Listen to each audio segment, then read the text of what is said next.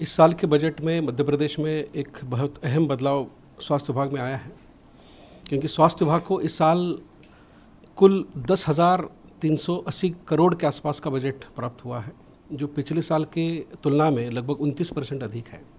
आज तक का रिकॉर्ड 10,000 से क्रॉस करने वाला पहला बजट है ये। इसमें जो हमारी प्राथमिकता है, आपने देखा ही होगा कि कोविड के पश्चात 2 साल हमारी कुछ प्रोग्राम के पीछे हो गए थे कोविड की वजह से। इनको पुनः गति देने के लिए और जो नए चैलेंजेस कोविड के बाद आए हैं और कुछ चीज़ें हमारे पास एक अवसर के रूप में भी आई हुई है, उसको भी हमने लिया है। जैसे कि राष्ट्रीय स्वास्थ्य मिशन के तहत लगभग 3600 करोड़ का 15 फाइनेंस कमीशन में भी काफ़ी इसमें राशि रखी गई है, लगभग 923 करोड़ की, जो इंफ्रास्ट्रक्चर का काम करेगी। उसमें जिला अस्पतालों का सुदृढ़ीकरण भी है और एक बड़ा फोकस अर्बन एरिया में, जहां लोगों को अपने मोहल्ले तक सुविधाएं देने के लिए संजीवनी क्लिनिक जैसे अर्बन PHCs बनाने का भी इसमें प्रावधान है। दूसरी बात, ग्रामीण क्षेत्रों में भी लगभग 10,000 उप स्वास्थ्य केंद्र और 1200 प्राथमिक आरोग्य केंद्रों को हम हेल्थ और वेलनेस केंद्र के रूप में स्थापित कर रहे हैं। उसमें से काफ़ी में काम भी हो गया है। इसकी विशेषता ये है कि यहाँ हम एक एडिशनल CHO कर रहे, कम्युनिटी हेल्थ वर्कर, जो सिर्फ हमारे प्राथमिक जो उपचार होते हैं उसके साथ साथ इस बार हम उनको जो नॉन कम्युनिकेबल डिसीजेस होते हैं, जैसे डायबिटीज़ है, कैंसर है, हाइपरटेंशन है, जो काफ़ी आया है, उसको भी स्क्रीनिंग करने का काम करेंगे। प्रचार प्रसार का भी काम करेंगे, वैक्सीनेशन को भी अच्छे से कर लेंगे। और एक महती योजना के साथ लेके आ रहे हैं हम लोगों को अपने डोर स्टेप पे और आसपास के केंद्रों में भी अच्छी लैब की सुविधा दे सके, इसलिए हमने हब एंड स्पोक मॉडल लेके आए हैं। इसका मतलब ये है कि जो हमारे कम्युनिटी हेल्थ सेंटर हैं वहाँ पे हमारा हब होगा और प्राथमिक और केंद्रों पे हमारे स्पाइक्स होंगे। वहाँ पे लगभग 35 प्रकार की अलग अलग टेस्ट वहाँ हो सकेगी और उनको रिपोर्ट जो उनके PDF फॉर्म में मोबाइल पे मिल सकेगी, ताकि किसी भी पेशेंट को डिस्ट्रिक्ट हॉस्पिटल या कहीं प्राइवेट वहाँ पे जाने की आवश्यकता नहीं है। आप जानती हैं कि पर्याप्त फ्री निःशुल्क दवाएं हम सभी केंद्रों पे दे रहे हैं।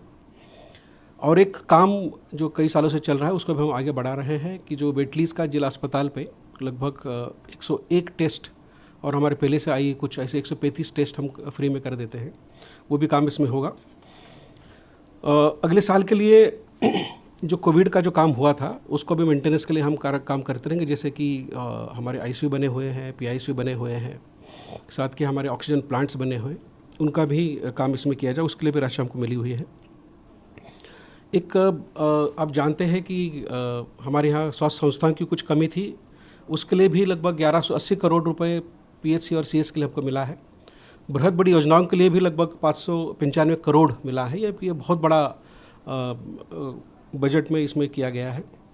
2 चीज़ें लोगों को दी होती, एक तो हमारी जो संस्था है, शासकीय संस्था है, उसमें लोगों को अच्छा उपचार मिले, अच्छी टेस्ट हो जाए और उनको ऊपर स्तर पर अगर कोई स्पेशलाइज कोई ट्रीटमेंट चाहिए उसकी व्यवस्था कर सके।